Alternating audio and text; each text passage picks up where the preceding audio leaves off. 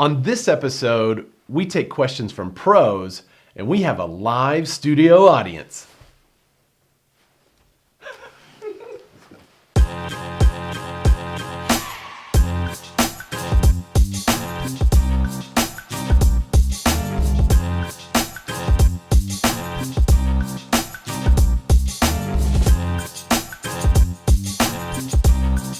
Hello everybody, this is Ray and welcome to the Real Q&A Show episode, what are we, 5? Episode 5. So today's a really cool show. We're going to call it the Pro Show. We may do these ever so often. We had several real estate agents from other markets.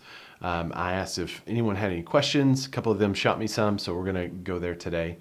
I feel like a lot has happened since our last show. It's been about 2-3 weeks in between shows. Today, we're actually going to do 2 of them back to back. So you'll see the first one probably this week, and then probably the week of Christmas, you'll see the next one. And that one is all, I think, consumers, and we have a lender.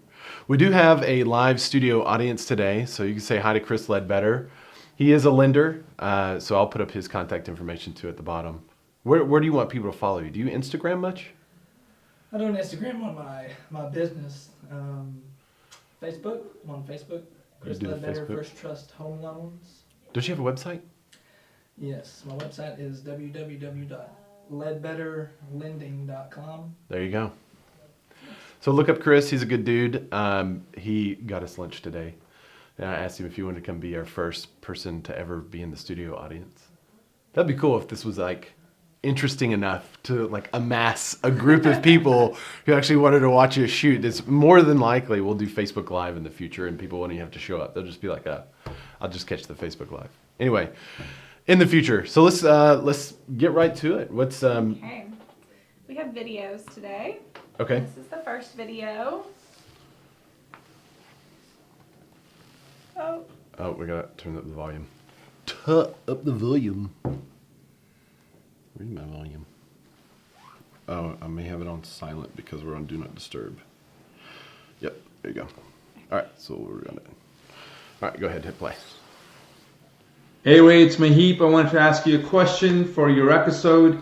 What do you do when the seller asks you, when you're sitting at their presentation table and they ask you, why should we list with you as opposed to the 10,000 or the 40,000 other agents?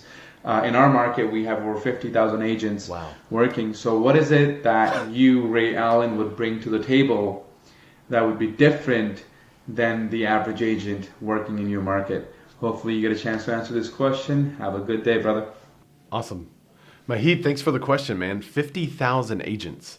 That is a lot of competition. Luckily, I guess, we don't have near that many in our... I think we'd be hard-pressed to push maybe 2,000, 3,000, something like that in the whole MLS. Mm-hmm. Yeah, because I downloaded the entire MLS in my phone as contacts, and there are only about 3,000. So there are not nearly that many in our market. However, your question, what do I say if somebody asks, why should they choose me over the other agents? Well, I do have a lot of my competition that watch the show, so I'm not going to tell you exactly what I say. But in general, that question usually doesn't come up at that stage in the game. Usually, after I take people through what we do to help sell a home and the systems and processes we use, the team that we have, people like Katie, RJ, Micah behind the camera there, our other photographers. So we have a really great team that produces a quality product, and a lot of people see what we do and then ask us to come list their house. So it's rare that we're showing up saying, hey, you should use us because of blank. However, if that does come up, I find that people are really looking for a mixture between traditional marketing, traditional work ethic. They want someone who shows up on time, who does what they say they're going to do, but they also want someone that is technologically advanced and someone that can take what we normally do and then magnify it to get increased exposure to more people online. The more analytics you can have, the better. Usually when a house that we have listed doesn't sell, there's only one reason, that's price. And so it's real easy for the homeowner to see why it didn't sell, and it's a hard message to deliver sometimes, but there's so much exposure we provide that's really our differentiation. I know in larger markets, you guys have a lot harder time because technologically you're probably more advanced than our market. However, I think having the systems and the processes put in place to show that here's what we go through to list and sell your home, and if we're at this point, there's only one reason why it didn't sell, as price, condition, location, professional presentation. If you could take out the professional presentation, then the others are location, price, and condition. It makes it real easy for the seller. So, awesome question. Thanks, man. Next video. Pete. Hey Ray, how you doing? Pete Thorpe, coming to you from Pennsylvania today. My question to you is, how do you deal with buyer expectations? As you can see here in the background, I'm at an REO property. This property is already severely discounted in price, but my buyers tend to think that they can pick it up for even far less than what it's discounted for. Yeah. They're looking to make it a home.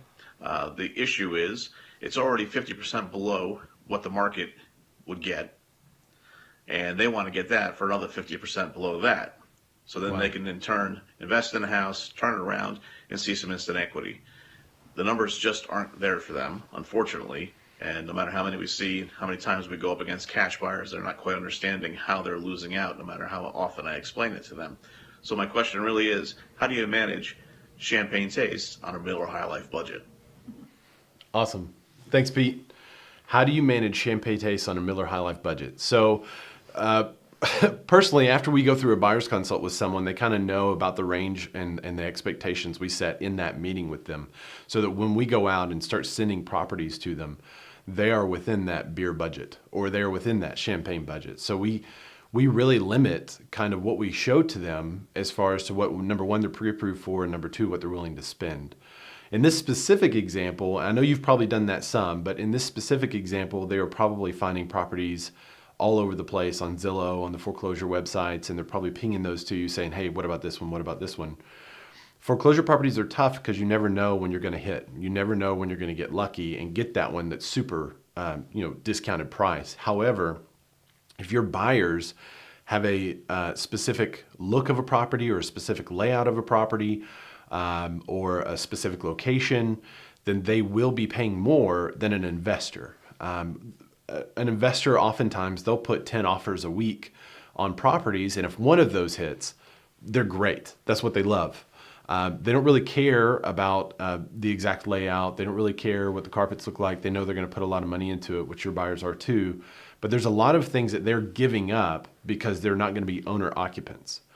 So sometimes we have owner occupants. Well, a lot of times, most owner occupants, they want some kind of a deal, but they're not investors. And so we try up front to kind of deal with that question. Are you going to be an investor? Or are you going to be an owner occupant investor and you're looking for a long-term investment?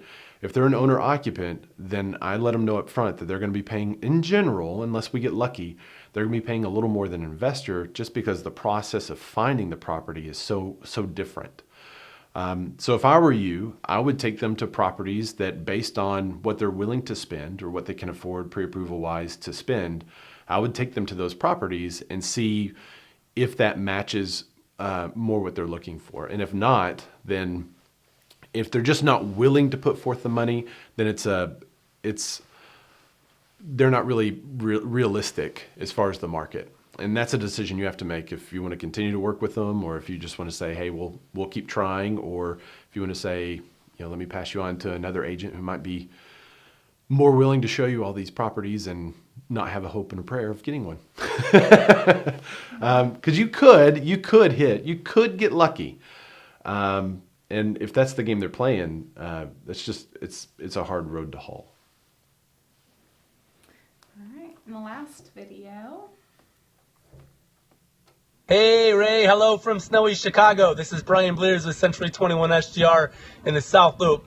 I had a quick question for you. What are some tips you can give me for listing and selling a property that's unique within its market? I love what you're doing with the show, bud. Keep up the good work. Let me know. Unique properties. Unique properties are tough.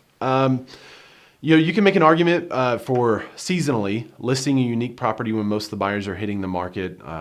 Like in our market, that would be probably late February, early March. You start to see a lot of listings come on, and there are a lot more buyers out there. So if it's just maybe there's something specific or unique about the property that not all the buyers are going to like, you might have a good chance at that time of the year to find a buyer for it.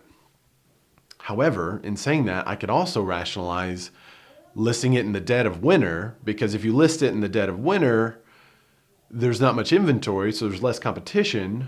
So you could also sell a unique property then. So I would say you can't really make an argument one way or the other seasonally. So that leaves you with some options. Price and competitively pricing the property is probably the best solution. If it is something unique that you know not a lot of buyers are going to look for, or even maybe would turn off a lot of buyers, then I would price it appropriately as soon as you hit the market and make adjustments if you're not getting the showings you need. Like I've had a property listed that had a really unique roof line, and everything else about the property, and do I say roof weird? Somebody else was, I think is it roof? Roof. Okay, apparently I've been saying that wrong on my entire life. So, so anyway, if there's something unique about the roof line, I can't even say it. I don't even, It's all right. You say it fine.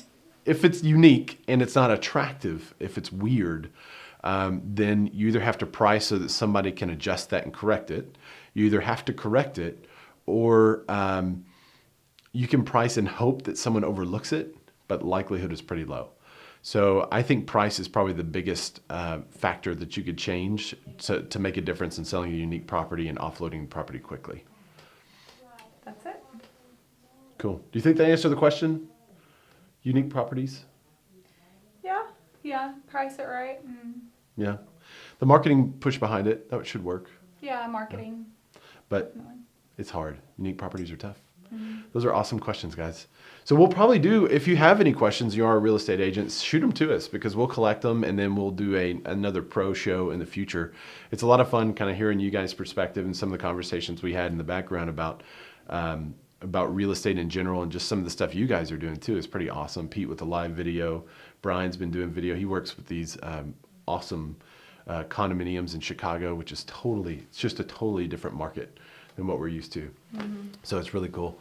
But yeah, send us your questions. You can hashtag it with RealQA, or you can send us a message on Facebook, or if you have my cell phone number, you can just text them to me. However you want to get the questions to us, please do, and we'll be happy to give you a shout out and answer them for you. So thanks for checking out the show, and we are going to record another one in just a minute. So I'll see you in a week.